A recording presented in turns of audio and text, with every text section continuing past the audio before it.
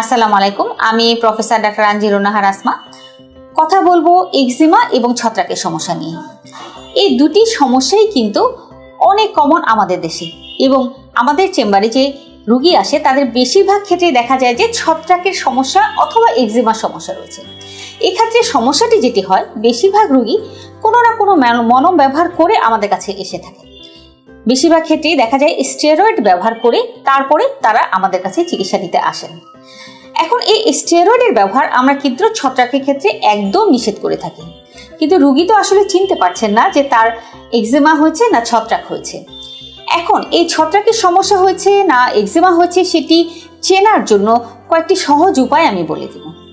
যদি ছত্রাকের সংক্রমণ হয়ে থাকে তাহলে আমাদের সাইটটা দেখতে হবে যে কোথায় হয়েছে সমস্যাটি। সাধারণত ছত্রাকের সমস্যা আমাদের ত্বকে যে ভাঁজগুলো রয়েছে সে ভাঁজে বেশি হয়ে থাকে, এবং এটি একেবারে খুব সুন্দর গোল আকারে হয়ে থাকে বা একটা খুব সুন্দর একটি বর্ডার থাকে। এই বর্ডারটি দ্বারা সাধারণত আমরা ছত্রাকের সমস্যা চিনতে পারি।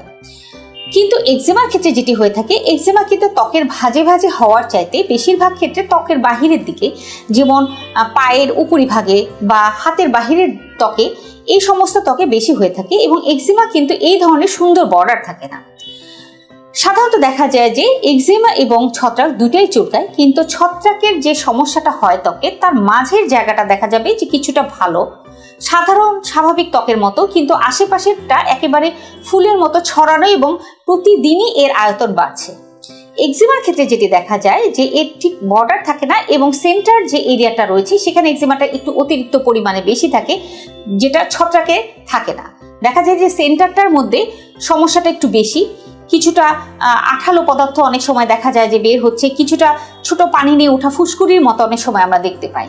তাই আমরা যদি বুঝতে পারি কোনোভাবে যে এটি হতে পারে ছত্রাকের সমস্যা, তাহলে কোনোভাবে আমরা এটিতে স্টেরয়েড ব্যবহার করব না।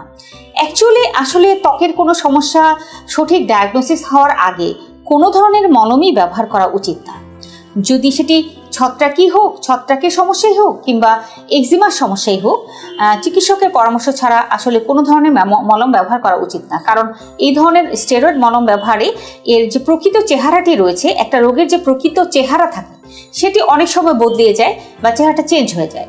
আর এই চেঞ্জ হওয়ার কারণে কিন্তু সঠিকভাবে রোগটা ডায়াগনোসিস করা সম্ভব হয় না, যার ফলে পরবর্তী চিকিৎসা দেওয়াও সঠিকভাবে সম্ভব হয় না, যার ফলে ভুল চিকিৎসা হতে হতে রোগী অনেক দিন ধরে ভুগতে থাকে। তাই আমার পরামর্শ হচ্ছে কোনো ধরনের মলম নিজেরা ব্যবহার না করে একজন চিকিৎসকের পরামর্শ নিন। সঠিকভাবে রোগ ডায়াগনোসিস হওয়ার পরে যদি সঠিক চিকিৎসা হয় তাহলে এক্সিমাও সারানো সম্ভব এবং ছত্রাকের সমস্যাও সারানো সম্ভব। ধন্যবাদ।